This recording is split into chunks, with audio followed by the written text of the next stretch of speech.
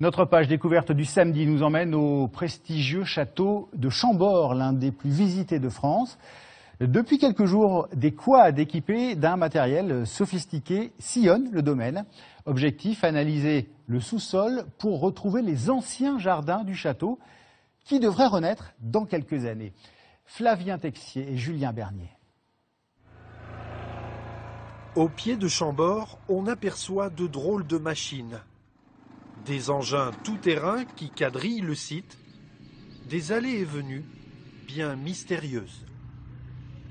Nous intervenons sur une parcelle donc de 6 hectares.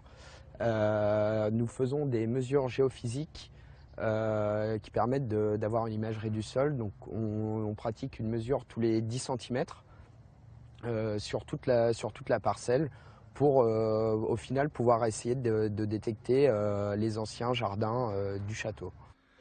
Car ici autrefois il y avait des jardins à la française. Des jardins imaginés par Louis XIV et réalisés par le maréchal de Saxe au XVIIIe siècle, avant d'être abandonnés au profit d'une vaste prairie. Aujourd'hui, ces jardins sont activement recherchés.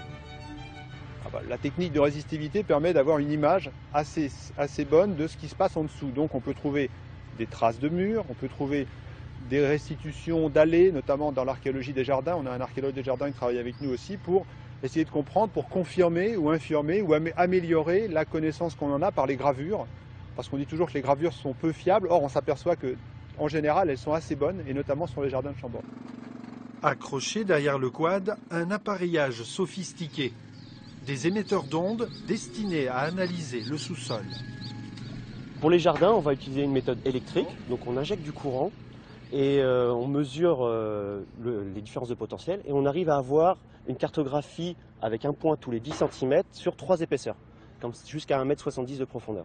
Et on espère pouvoir retrouver la trace des allées et l'organisation générale du jardin. Les images récoltées seront ensuite analysées. Elles devraient permettre à terme d'envisager des fouilles archéologiques très ciblées. Au domaine de Chambord, on anticipe, on imagine déjà le public admirant ces magnifiques jardins au printemps 2016.